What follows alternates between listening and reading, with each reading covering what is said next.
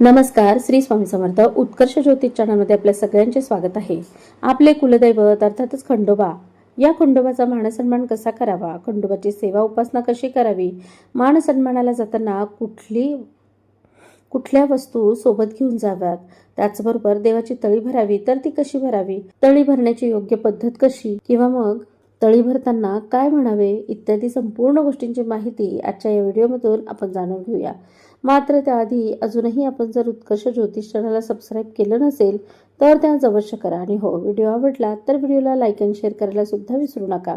मल्हारी मार्तंड यांचा शिवरात्री उत्सव हा दिनांक 21 नोव्हेंबर ते 26 नोव्हेंबर पर्यंत अर्थात चंपाषष्ठी पर्यंत असून सगळ्यांनीच या काळात आपल्या घराण्याच्या कुलदैवताचे कृपा आशीर्वाद मिळावेत यासाठी सेवा अवश्य कराव्यात.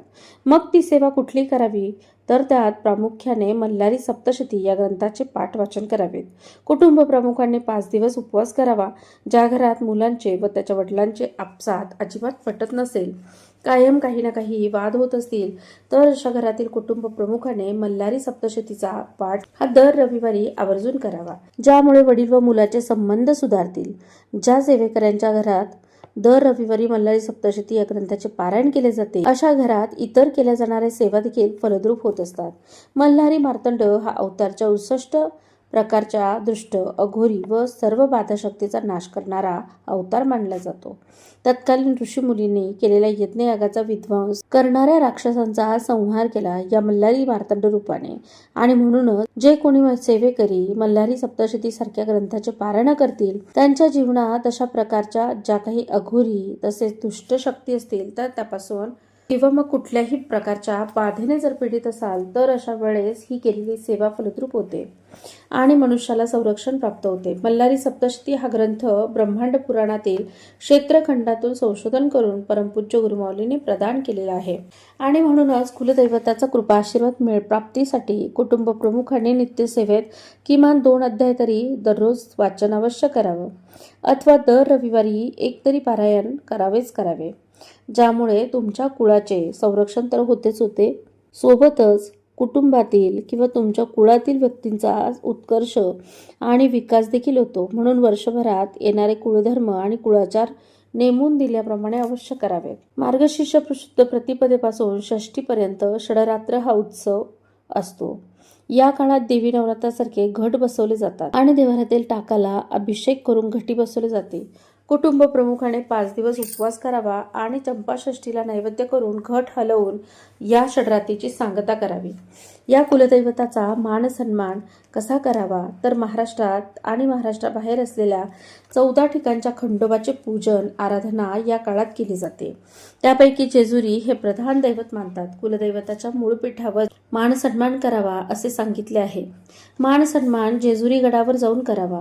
त्यासाठी कुलदैवत खंडेराव महाराजांना अलंकार अर्पण केले जातात, ज्यात प्रामुख्याने नैवेद्यासह 5 अलंकारांचा समावेश होतो. ते प्रामुख्याने पुढील प्रमाणे: 1 भंडारा, 5 खोबऱ्याच्या वाट्या, विडा दक्षिणा. नंबर 2 पिवळे वस्त्र अर्थातच धोतर आणि शेला. नंबर 3 पिवळ्या फुलांचा हार आणि दवना. 4 आता या दवना या वनस्पतीची माहिती सांगणारा व्हिडिओ आपल्या चॅनलवर आधीच उपलब्ध आहे, त्याची लिंक डिस्क्रिप्शन बॉक्समध्ये मिळेल, तर तोही आपण अवश्य बघावा. त्यानंतर नंबर 4 बेल भंडारा अर्थातच 160 पानं बेलाची आणि 1.25 पावशर हळद. त्यानंतर नंबर 5 ज्यात समावेश आहे तो नैवेद्याचा: वांग्याचं भरीत, पातीचा कांदा, लसणाची चटणी आणि पुरणपोळी, वरण भात हा नैवेद्य असा असावा. इत्यादी 5 अलंकार मल्हारीला अर्पण केले जातात. ज्या पद्धतीने देवीचे अलंकार असतात त्याच पद्धतीने मल्हारीचे सुद्धा अलंकार पाहायला मिळतात. मल्हारी देवांना हे 5 अलंकार अर्पण केले जातात. जेव्हा कधी मूळ पीठावर कुलदैवताच्या मान सन्मानाला जात असाल त्यावेळेस हे 5 अलंकार घेऊन मानसन्मान केला जातो. त्यानंतर आता तळी भरण्याची योग्य पद्धत काय ती बघूया, ज्यात प्रामुख्याने एका ताम्हणात तांदळाचे अष्टदल काढून त्यात भंडारा म्हणजेच हळद भरतात. त्यानंतर मध्यभागी तांब्यात पैसा, सुपारी आणि नागवेलीची पानं ठेवून खोबऱ्याची वाटी ठेवतात. त्याची कलशासह पूजा केली जाते. 5 मुलांनी हात लावून ते ताम्हण उचलून त्यावर येळकोट येळकोट जय मल्हार, माळसाकांत कडे पठार की जय असा जय जयकार करतात. सदानंदाचा येळकोट येळकोट येळकोट जय मल्हार, हर हर महादेव, चिंतामण मोरया, भैरवाचा चांदोबा, अगडबम नगारा, सोन्याची जेजुरी, मोत्याचा तुरा, निळा घोडा, पायी तोडा, कमर करगोटा, बेंबी हिरा, गळ्यात कंठी, मोहन माळ, डोईवर शेला, अंगावर शाल, सदा हिलाल, जेजुरी जाई, शिकार खेळी, माळसा सुंदरी, आरती करी, देवा ओवाळी, नाना परी, देवाच्या शृंगारा, कोट लागो शिखरा, खंडेरायाचा खडका, भंडाऱ्याचा भडका, बोल सदानंदाचा येळकोट. या पद्धतीने तळी भरावी. त्यानंतर जय जयकार करावा. अशा प्रकारे या दिवशी देव्हाऱ्यात असलेली ड्युटी बुदली घेऊन ती ड्युटी लावावी, प्रज्वलित करावी, देवाला ओवाळून पुन्हा देवघरात ठेवावी.